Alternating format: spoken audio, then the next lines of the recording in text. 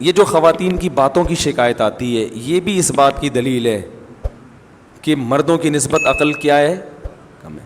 اس لیے کہ جو زیادہ باتیں کرتے ہیں نا، ہر وقت باتیں باتیں باتیں، یہ بھی عقل کی کمی کی دلیل ہوتی ہے. بچے زیادہ باتیں کرتے ہیں، آپ کو پتہ ہے، ہر وقت بولتے رہتے ہیں، بے وقت بولتے ہیں، ہوتا ہے نا. بچوں کو دیکھا ہے نا، کچھ نہ صبح اٹھتے ہی کچھ نہ کچھ بولنا چاہیے. جب وہ میچور ہوتے ہیں خاموش. جیسے جیسے انسان میچور ہوتا رہتا ہے اس میں خاموشی کا عنصر بڑھتا چلا جاتا ہے، یہاں تک کہ بالکل خاموش. کوئی ضرورت کی بات ہوگی تو کرے گا، چپ بیٹھا رہے گا، اسی میں اس کو سکون ملتا ہے. ہم نے بڑے بڑے علماء دیکھے ہیں، اپنے مشائخ کو دیکھا ہے. مفتی رشید احمد صاحب رحمہ اللہ کی میں اکثر مثال دیتا ہوں. ان کی آدھے گھنٹے کی مجلس ہوتی تھی. جب وہ مجلس میں آ کے بیٹھتے تو بسا اوقات پوری مجلس میں خاموش رہتے. بھئی ایک ٹائم دیا ہوا تھا انہوں نے اپنے مریدوں کو آدھے گھنٹے کا کہ اس میں ملاقات کے لیے آنا چاہو تو آ سکتے ہو. اور علماء کو تو وہ علماء اور طلباء جا کے بیٹھتے تھے ان کے آفس میں. آفس میں بیٹھنے سے پہلے اے سی چلا دیا جاتا تھا اور اس میں اسپرے کیا جاتا تھا خوشبو کا. خوشبو کے وہ بڑے عاشق تھے، خوشبو کے بغیر جہاں خوشبو نہیں ہوتی تھی تو ان کو وہاں بدبو آتی تھی. ٹھیک ہے نا، بہت مہنگی خوشبوئیں استعمال کرتے تھے. تو وہ آدھا گھنٹہ انہوں نے طلباء کو دیا ہوا تھا. تو آتے نیچے آ کے بیٹھ جاتے، بیٹھ کے سب کو ایک نظر دیکھتے، تھوڑا سا مسکراتے، اس کے بعد چپ. کیونکہ کوئی بات ذہن میں نہیں آ رہی کرنے کی تو چپ بیٹھیں. ہم بھی چپ. ہم بھی یہ نہیں کہ اور بھائی سنائیں خیریت حضرت آج صبح ناشتے میں کیا کھایا آپ نے. بھائی کرنا چاہو تو کچھ بھی بولتے رہو، اور کیا کھایا آپ نے ناشتے میں، اور امی ٹھیک ہیں، اور بھائی کیا ہو گیا منگنی وہاں طے ہو گئی. خواتین یہی کر رہی ہوتی ہیں نا باتیں. میت میں بھی باتیں کرتی ہیں. کسی کی میت ہو جائے نا، اب وہاں بھی پوچھ رہی ہوں گی بہن اس دوپٹے کی کیا قیمت ہے. روتے روتے پوچھ رہی ہوں گی ہائے ہائے منع کے ابا دنیا سے چلے گئے اللہ مغفرت فرمائے. بہن یہ دوپٹہ کہاں سے لیا تھا تم نے؟ وہ پھر روتے روتے ہائے منع کے ابا بہت اچھے تھے، بولٹن مارکیٹ سے خریدا تھا میں نے. تو پھر وہ روتے روتے کہیں گے ہائے ہائے اللہ مغفرت کرے ان کے آپ کے میاں کی، بہت جوانی میں چلے گئے. ذرا سستا مل جاتا ہے بولٹن مارکیٹ میں، صحیح کیا آپ نے، وہاں سے حیدری سے لے لیتی تو قریب پڑ جاتا ذرا سا. تو ان کی باتیں رکتی نہیں. ہمارے حضرت آگے بیٹھتے تھے چپ، ہم بھی چپ اور حضرت بھی چپ. اس لیے کہ کوئی اہم بات آئی نہیں رہی. جب تک کوئی اہم نہیں ہے تو پوچھنی نہیں ہے. اب یہ کیا کہ آپ نے ناشتے میں کیا کھایا، فلانا کیا کھایا. یا تو دیکھو کوئی بیٹھا ہی گپ شپ کے لیے ہو، دوست احباب کی محفل بعض دفعہ ہوتی ہی گپ شپ کے لیے، وہ تو محفل سجائی ہی گپ شپ کے لیے گئے ہیں نا، اس میں تو ٹھیک ہے. نارملی انسان جتنا خاموش ہوگا اکثر یہ اس کے ذہین ہونے کی علامت ہے کہ یہ میچور ہے، سمجھدار ہے. بلا وجہ بولتے رہنا یہ اس کی علامت ہے کہ آپ کی عقل کامل نہیں ہے. سمجھ رہے ہیں کہ نہیں سمجھ رہے ہیں؟ تو ہاں بعض دفعہ انسان کو محبت کے اظہار کے لیے بولنا پڑتا ہے. جیسے بعض خاموش مزاج لوگ جب گھر میں جاتے ہیں تو اتنے میچور ہو چکے ہوتے ہیں، بیوی سے بھی بات نہیں کر رہے ہوتے. وہ اب وہ آفس سے آئے، کیونکہ گریڈ بہت 20ویں گریڈ کے آفیسر ہیں، تو وہ آفس میں جیسا ان کا روب ہوتا ہے چپ بیٹھے رہتے ہیں، تو گھر آ کے بھی چپ. ہمارے ایک جاننے والے تھے وہ ایسے ہی کرتے تھے. ان کے بچے بھی ان سے بیزار آ گئے تھے اپنے ابا سے، بیگم بھی بیزار آ گئیں. وہ آفس سے گھر آتے، آٹومیٹک ان کا ایک سسٹم تھا نا روبوٹ کی طرح. اس وقت صاحب آفس سے گھر آئیں گے تو جیسے ہی گھر آئیں گے دروازہ پہلے سے کھلا ہوا ہونا چاہیے. وہ جائیں گے اپنے خاص روم میں بیٹھیں گے، ان کی بیگم ان کے لیے روبوٹ کی طرح چائے پیش کر دیں گی.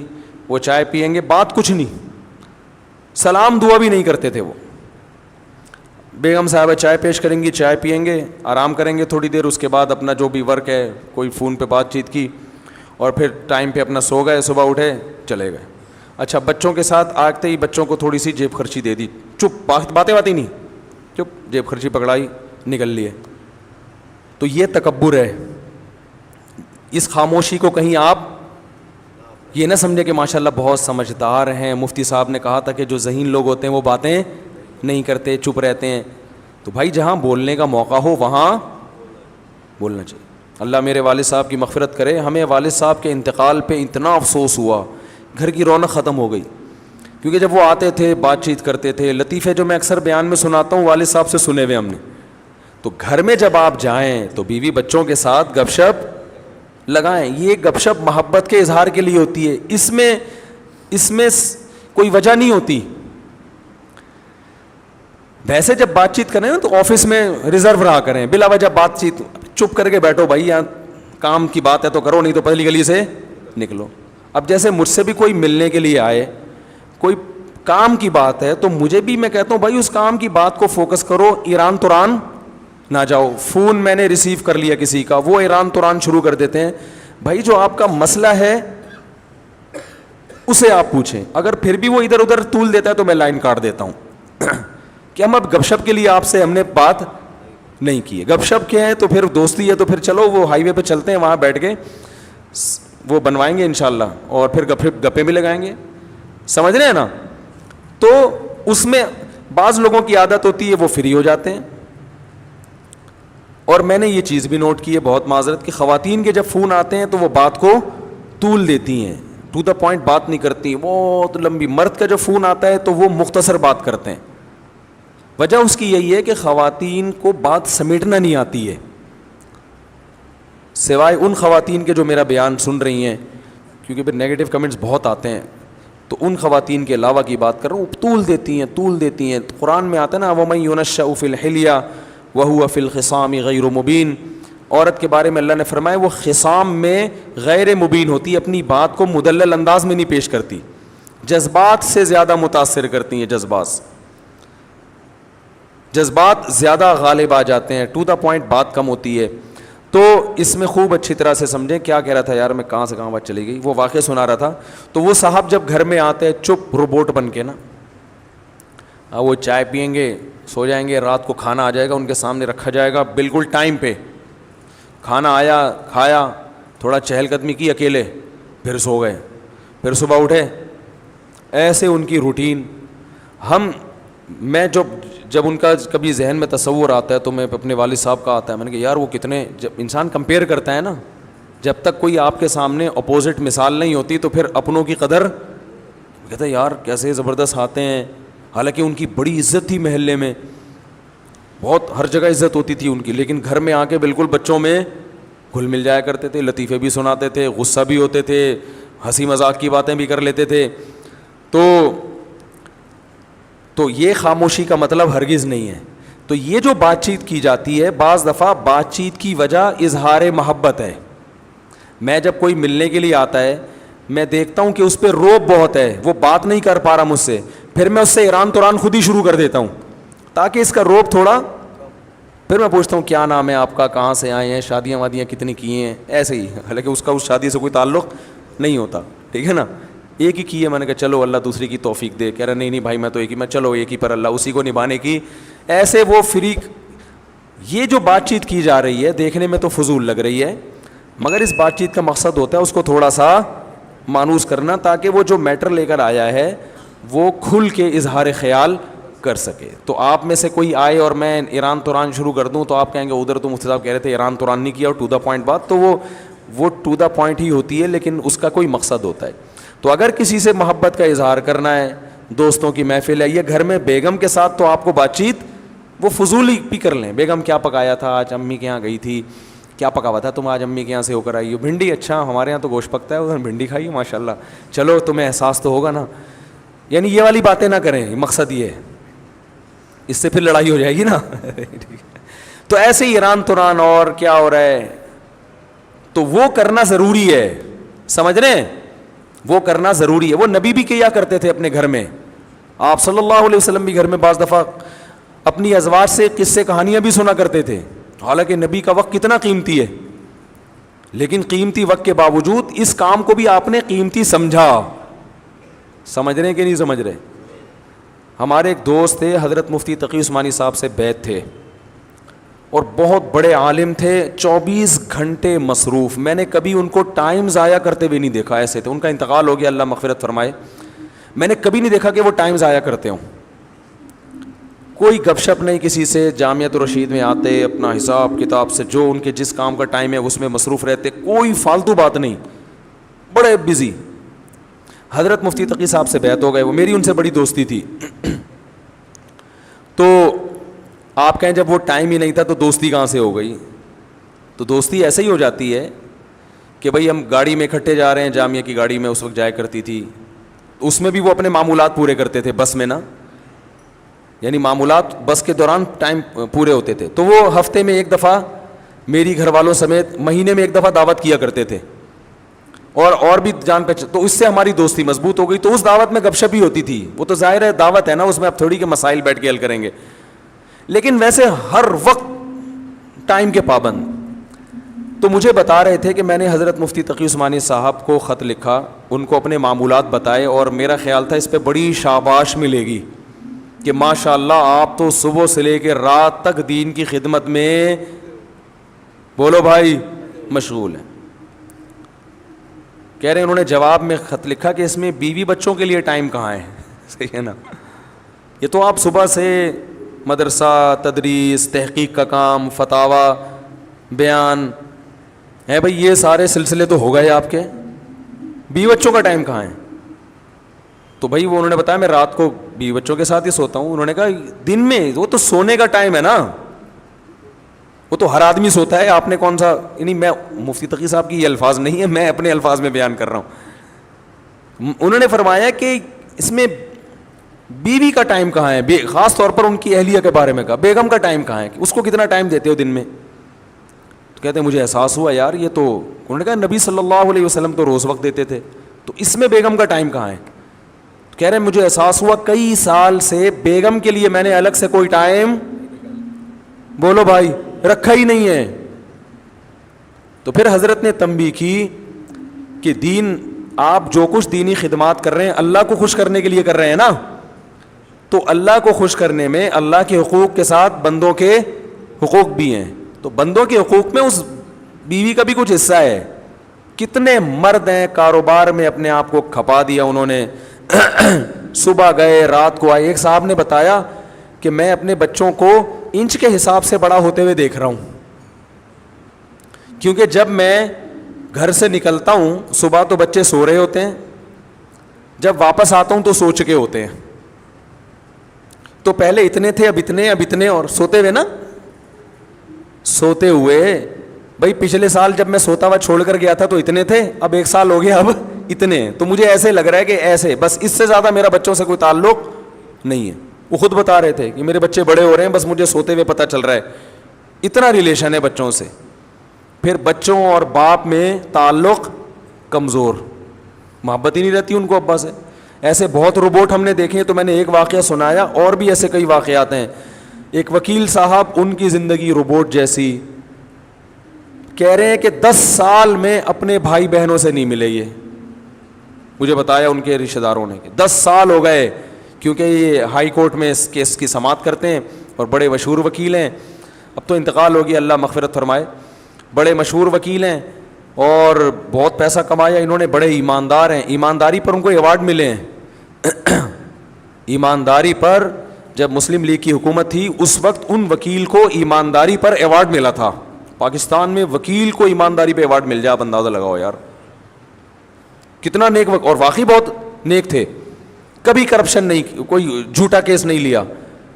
جو بھی مجرم آتا تھا پہلے اس سے پوچھتے تھے، یعنی مجرم تو نہیں، جو بھی کیس آتا تھا پہلے اس سے پوچھتے تھے کہ غلطی، پہلے خود ٹریس کرتے تھے کہ یہ کرپٹ تو نہیں ہے، کہیں ظلم اس کی طرف سے تو نہیں ہے۔ جب پتہ چلتا تھا بھائی اس پہ ظلم ہو رہا ہے، پھر وہ کیس لیتے تھے، اور کوئی کیس وہ ہارے نہیں تھے کبھی بھی، اتنے تیاری کے ساتھ ہر وقت کتابیں لے کے بیٹھے رہتے تھے۔ میں ان کے گھر گیا، ان سے ملا میں باقاعدہ، اتنی موٹی موٹی وکالت کی کتابیں، اور ہر وقت اسٹڈی کر کر کے ان کے سر بالکل ایسے بن گیا تھا جیسے کچھ دن پہلے میں نے جو چرنا میں آپ نے میری ویڈیو دیکھی ہوگی نا، اب اللہ کا شکر ہے اوپر کے حالات ویسے خطرناک الحمدللہ نہیں ہیں، بہت ڈینجرس حالات تھے اس زمانے میں اوپر کے، تو جو سمجھدار ہیں ان کو پتہ ہے، باقی پھر تو اب میں نے ان کو دیکھا اتنی موٹی موٹی کتابیں اور وقت پڑھتے رہتے ہیں، وکالت میں تو آگے نکل گئے، بچے بھی باغی، رشتہ دار بھی باغی، کوئی دوسرے ملک سے ان کی بہن آئی ملنے کے لیے تو کوئی ٹائم ہی نہیں دیا اس کو، میرے پاس ٹائم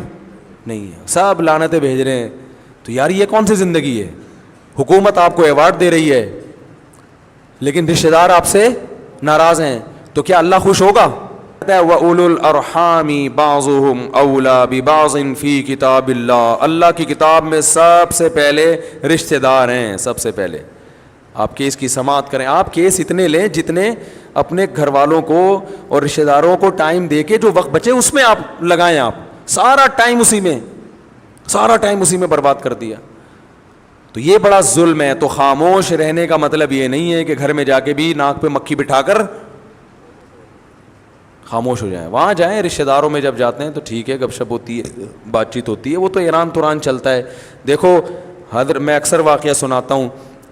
اللہ تعالیٰ نے حضرت موسیٰ علیہ السلام کو جب نبوت دی ہے تو موسیٰ علیہ السلام نے کوہ طور پہ جا کے دیکھا، کوہ طور پہ دیکھا آگ جل رہی ہے. حضرت موسیٰ کو نہیں پتا تھا کہ یہاں اللہ مجھ سے ہم کلام ہوگا.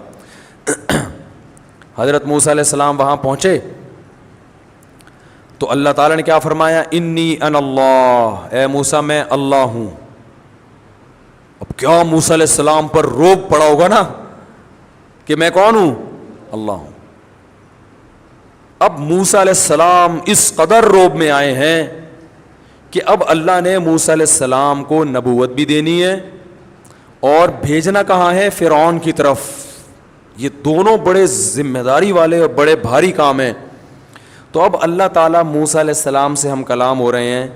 وما تلک بیمینک یا موسیٰ، اور یہ تیرے دائیں ہاتھ میں کیا چیز ہے اے موسیٰ. اتنا لمبا کلام. حالانکہ یہاں بظاہر اس کلام کی چندہ ضرورت نہیں تھی. اللہ کو تو پتہ ہے موسیٰ علیہ السلام کے سیدھے ہاتھ میں لاٹھی ہے. اللہ تعالیٰ تو یہ چاہ رہے تھے، اللہ کا یہ ارادہ تھا کہ موسیٰ علیہ السلام اس لاٹھی کو زمین پہ پھینکیں گے، سانپ بنے گی، پھر پکڑیں گے، لاٹھی بنے گی. تو میں کہوں گا یہ آپ کو میں نے ایک معجزہ دیا ہے. اس کے لیے اتنا کافی تھا کہ اللہ موسیٰ علیہ السلام سے کہتے کہ اے موسیٰ آپ پیغمبر بن گئے ہیں، فرعون کے پاس جائیں، اس کو تبلیغ کریں، بتائیں کہ میں اللہ کا نبی ہوں، دلیل مانگے تو یہ لاٹھی اس وقت زمین پہ پھینک دینا، یہ سانپ بن جائے گی. ختم. کیا خیال ہے؟ کیا ہو گیا بھائی؟ غلط تو نہیں کہہ رہا؟ تو اس سب کی کیا ضرورت تھی؟ اور اگر اللہ کو پوچھنا ہی تھا، اول تو اللہ کو پوچھنے کی ضرورت نہیں، اگر پریکٹس کروانی تھی کہ ایک دفعہ لاٹھی کو سانپ بنا کے دکھا دوں تاکہ ان کی گھبراہٹ ختم ہو جائے، تو اللہ تعالیٰ موسیٰ علیہ السلام سے کہتے اے موسیٰ یہ لاٹھی ابھی سانپ بنے گی اور پھر دوبارہ لاٹھی بن جائے گی. اتنا کہہ دیتے. چلو عملاً کروانا تھا تو اللہ موسیٰ علیہ السلام سے کہتے اے موسیٰ اس لاٹھی کو زمین پہ پھینکو. جب زمین پہ پھینکتے سانپ بنتی تو اللہ کہتے اب دوبارہ اٹھا لو یہ لاٹھی بن جائے گی. کافی تھا نا. تو سوال کی ضرورت ہی نہیں تھی کہ یہ کیا ہے. کیا ہو گیا بھائی؟ سوال کی ضرورت تھی ہی نہیں کہ یہ کیا ہے.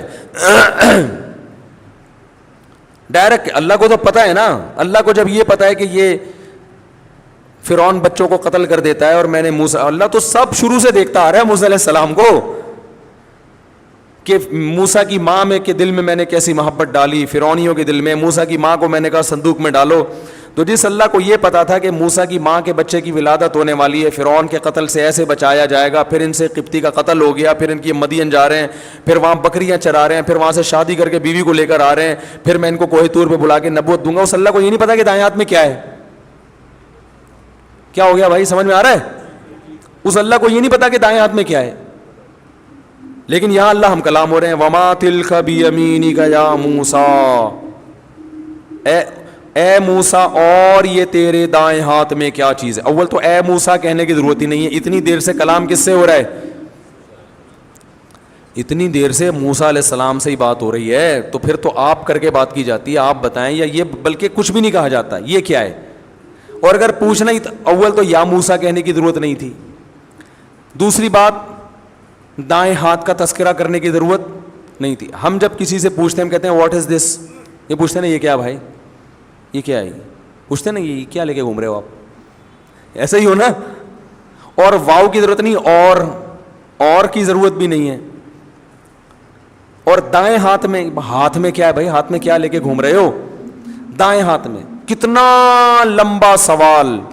وما تلک بیمینک، اور یہ کیا ہے تیرے دائیں ہاتھ میں اے موسیٰ. تو ممکن ہے کچھ لوگ کہے آپ کہہ رہے ہیں خواتین بہت لمبی بات کرتی ہیں، تو یہاں تو موسیٰ علیہ السلام بھی اتنی لمبی، اللہ بھی اتنی لمبی بات کر رہے ہیں، حالانکہ اللہ کو اس کلام کی ضرورت نہیں تھی. بھائی اللہ اس لیے اتنی لمبی بات کر رہے ہیں کہ موسیٰ پر روب کم ہو جائے، کچھ بات چیت تو ہو. اور اللہ کو موسیٰ علیہ السلام سے محبت بھی ہے، تو محبت کا بھی تقاضا ہوتا ہے کہ کلام کو طول دیا جائے. تو خواتین جو یہاں بیان سننے آئی ہیں، اگر آپس میں ایک دوسرے سے عشق بہت زیادہ ہے، اتنی محبت، تو پھر لمبی باتیں کریں ٹھیک ہے، لیکن بھائی اگر ایسی کوئی کہانی نہیں ہے تو پھر بیان کو فوکس کریں. اصل میں یہ بتانا چاہ رہا تھا سمجھ رہے ہیں؟ اتنی دیر سے میں سمجھانا چاہ رہا ہوں نا، یہ سمجھانا چاہ رہا ہوں، تو ظاہر ہے بیان کو فوکس کریں نا پھر. تو خیر اب یہ واقعہ مکمل کر دوں، بڑا دلچسپ ہے. تو وہ تو اللہ تعالیٰ مانوس کرنا چاہ رہے تھے موسیٰ علیہ السلام کو، اور محبت کا اظہار بھی کرنا چاہ رہے تھے کہ آپ سے محبت ہے تو کچھ بات چیت بھی تو ہو جائے نا اس بہانے. موسیٰ علیہ السلام فرعون کے پاس تو آپ جاتے رہیں گے، وہ تو کام ہوتا ہی رہے گا. تو موسیٰ علیہ السلام کی محبت کو بھی شے آ گئی، انہوں نے بھی ٹو دا پوائنٹ بات نہیں کی، جواب مختصر نہیں دیا. آپ سے کوئی پوچھے اور یہ تمہارے، آپ کا نام کیا ہے بھائی؟ سلمان، ثوبان. میں کہوں اور یہ آپ کی ناک پہ کیا رکھا ہوا ہے اے ثوبان؟ آپ بولیں گے چشمہ، یہی بولیں گے نا؟ بلکہ پہلے آپ بولیں گے استاد جی آپ خود بھی چشمہ لگائیں، کیونکہ آپ کو میری ناک پہ چشمہ ہی نظر نہیں آ رہا اتنا موٹا. تو پہلے تو آپ یہ چشمہ لگائیں تاکہ سوال کی ضرورت ہی نہ رہے. اگر یہ اس طرح کی بات کریں گے اس کا مطلب میں نے ان سے پیسے لے کے کھائے ہوئے ہیں، یہی مطلب ہوگا نا. طنز کا کوئی موقع ہاتھ سے جانے نہیں دے رہے، نفرت ہے، کوئی وجہ ہے، کچھ تپے ہوئے ہیں. تبھی جب گھر میں آپ کی لڑائی ہوئی بھی ہوتی ہے تو آپ کوئی بات کریں تو آگے سے تپا ہوا جواب ملتا ہے. ایسا ہی ہے نا. تو کیا کھانا ہے آج؟ میرا سر کھا لو، یہی ہوتا ہے نا. بچے جب زیادہ تنگ کر رہے ہوتے ہیں، تنگ کرتے کرتے امی سے پوچھتے ہیں امی کیا پکا ہے؟ امی کہیں گی میں نے اپنا مغز پکایا ہوا ہے وہ کھا لو. تو مائیں ایسا جواب دیتی ہیں جب اولاد سے تپی ہوئی ہوتی ہیں، ٹھیک ہے. جب تپی ہوئی نہیں ہوتی پھر بڑے پیارے پیارے جواب دیے جا رہے ہوتے ہیں کہ بھائی ابھی چھوڑو ان جوابوں کو. تو موسیٰ علیہ السلام کی محبت کو بھی شے مل گئی. موسیٰ علیہ السلام نے کہا جب اللہ اتنی لمبی بات کر رہا ہے تو پھر ٹو دا پوائنٹ جواب دینا یہ بے ادبی ہے. میں کسی سے پوچھ رہا ہوں آپ کا نام کیا ہے، آپ جواب میں کیا مفتی صاحب ٹو دا پوائنٹ بات کریں یار، ان چیزوں کو چھوڑیں. تو غصہ آ گیا مفتی صاحب آپ کو فری کرا رہے ہیں یار، ہیں اس کا مطلب آپ ہم سے کیا ہیں، ناراض ہیں. تو یہی ہوگا نا اس کا مطلب. تو موسیٰ علیہ السلام نے دیکھا کہ بھائی اللہ خود ہم کلام ہو رہا ہے، تو موسیٰ علیہ السلام کا جواب یہ ہونا چاہیے تھا کہ لاٹھی. اور یہ کیا ہے؟ موسیٰ علیہ السلام کہتے لاٹھی ہے، ختم. موسیٰ علیہ السلام نے بھی لمبی پوری تفصیل شروع کر دی. قال ہی عصایا، یہ میری لاٹھی ہے. حالانکہ اللہ نے کس کی ہے یہ پوچھا تھا ہی نہیں، کہ جواب میں یہ بھی پتہ چل گیا کہ لاٹھی. اول تو موسیٰ علیہ السلام کو پتا ہے جس اللہ کو میرے بارے میں سب کچھ پتا ہے وہ یہ کیوں پوچھ رہا ہے کہ لاٹھی ہے یا نہیں ہے. تو بڑا جب کوئی سوال پوچھا کرے نا تو آپ کو پتا ہے کہ اس کو جواب پتا ہے، پھر بھی جواب بولو بھائی دے دینا چاہیے، یہ ادب کا تقاضا ہے. تو یہ میری لاٹھی. ایک واقعہ میں اکثر سناتا ہوں نا، ایک بوڑھے نے اپنے بیٹے سے پوچھا، دیوار پہ کوا بیٹھا ہوا تھا، بیٹا یہ کیا ہے؟ بیٹے نے کہا ابو کوا ہے. پھر اس بوڑھے بھول گیا بیچارہ، پھر پوچھا بیٹا یہ کیا ہے؟ اس نے کہا ابو کوا ہے. پھر تیسری دفعہ پوچھا تو ابا آپ کو اس کے علاوہ اور کوئی کام نہیں آتا کیا؟ میرا دماغ کھائے. یہ آج کی نئی نسل ہے ایسی، بھائی 100 دفعہ پوچھے 100 دفعہ جواب دو. تو وہاں کوئی بیٹھا ہوا تھا جو اس کا بچپن جانتا تھا. اس نے کہا دیکھ جب تو چھوٹا بچہ تھا نا یہی باپ تجھے گود میں لے کے بیٹھا تھا. بچے بھی بار بار سوال پوچھتے ہیں، تو نے 20 دفعہ پوچھا تھا یہ کیا ہے، اور تیرے باپ نے 20 دفعہ بتایا تھا کہ یہ کیا ہے. بچے جتنا بھی سوال پوچھیں ماں باپ پریشان نہیں ہوتے، ہر دفعہ دیتے رہتے ہیں، محبت ہوتی ہے. لیکن یہی بچہ جب جوان ہوتا ہے اسے اپنے بوڑھے ماں باپ سے وہ محبت نہیں رہتی، اس لیے ان کے الٹے سوالات پر، دادی نانی کی الٹی باتوں پر بار بار تفتیش پر اس کو غصہ آتا ہے. یہ بہت بڑا تکبر ہے، یاد رکھو، بہت بڑا کبر ہے، اس کی سزا دنیا میں ملتی ہے. بوڑھا باپ، بوڑھی ماں، بوڑھی دادی، بوڑھی نانی، بوڑھے نانا، بوڑھے دادا، ان کے ساتھ یہ کچھ بھی کر لیں، آپ کو ان سے کے سامنے چڑچڑا پن، غصہ اور نفرت، اور یہ کہ جیسے وہ ہوتا ہے نا الجھن کا شکار ہونا، کیا ہے یہ، اس طرح کے اسرائیل کرنے کی آپ کو اجازت نہیں ہے. نرم، بہت نرم پڑ جاؤ، بہت نرم، غصہ نکال کے رکھا کرو ان کے سامنے، اور یہ سوچ کے آیا کرو یہ صحیح کریں تو بھی ٹھیک ہے، غلط کریں تو بھی ٹھیک ہے، بس ان کا غلط بھی صحیح ہے. یہ شریعت کی تعلیمات ہیں. ہاں ان کے کہنے سے کسی پہ ظلم نہ کرو، وہ ایک الگ بات ہے. تو موسیٰ علیہ السلام نے جواب میں کیا کہا؟ ہیا عصایا، یہ میری لاٹھی ہے، اتوکئ علیہا. ایک تو اللہ نے یہ نہیں پوچھا تھا کس کی ہے، دوسرا اللہ نے یہ تھوڑی پوچھا تھا اسے کرتے کیا ہو. تو حضرت موسیٰ نے کہا میری لاٹھی ہے، اتوکئ علیہ، اس پہ ٹیک بھی لگاتا ہوں میں، واہش بہا علی غنمی، اور اس کے ذریعے درختوں کے پتے جھاڑ کر اپنی بکریوں کو کھلاتا ہوں. موسیٰ علیہ السلام کو خیال ہوا بہت ہی لمبی بات ہو گئی ہے ٹھیک ہے نا، تھوڑا رعایت بھی کرو، تو اس لیے فرمایا ولی فیہا معارب اخری، اے اللہ میرے اس سے اور بھی بہت سارے کام ہیں، اجازت دے تو پوری گردان پیش کر دوں تیرے سامنے. یہ ادب سکھایا جا رہا ہے ہمیں، ادب، کہ بڑا جب کوئی بات کرتا ہے تو اس کے لیے لاجک کا سمجھ میں آنا ضروری نہیں ہے، ان کا تقاضا ہے کہ ان کو جواب دو، آپ پوچھ رہے ہیں تو جواب دو. تو اپنے جیسوں سے آپ اس طرح کی بات کر سکتے، یار تو میرے سے میرا سوال کیوں پوچھ رہے ہیں بھائی، تو کیوں پوچھ رہا ہے، تو میرا نام کیا کرنا ہے، تو نے شناختی کارڈ میں کوئی یا کوئی ایف آئی آر کٹوانی تو نے میرے بارے میں ٹھیک ہے نا. تو ولی فیہا معارب اخری، اور اللہ میرے بہت سارے اور بھی کام ہیں. اللہ کو پتا تھا، اللہ نے کہا کہ میں مقصد یہ تھوڑی ہے کہ کیا کیا کرتا ہے، اصل میں تو جو میں چاہ رہا تھا آگے اللہ نے کہا القیہا یا موسیٰ، اے موسیٰ اسے زمین پہ ڈال دے. یہ تمہید کے بعد تاکہ روب ختم ہو اور محبت کی چنگاری بھڑک جائے. تو گھر میں جب جایا کریں چنگیز خان بن کے، بولو بھائی، نہ جایا کریں دوستوں میں ہا ہا ہو ہی چل رہا ہے، گھر میں آتے ہی ایسے جیسے، ایسے لوگوں کو میں کہتا ہوں 2 سینگ لگا کے جایا کرو اپنے. حضرت اقدس حضرت مفتی تقی عثمانی صاحب نے ایک واقعہ بیان کیا کہ ایک طالب علم نے ہمارے والد صاحب کو خط لکھا کہ میں جب گھر میں آتا ہوں میرا اتنا روب ہے کہ گھر والے تھر تھر کانپنے لگتے ہیں. آ گیا ہے وہ، اس کو یہ شوق رہا تھا ماشاءاللہ باروب شخصیتوں میں. تو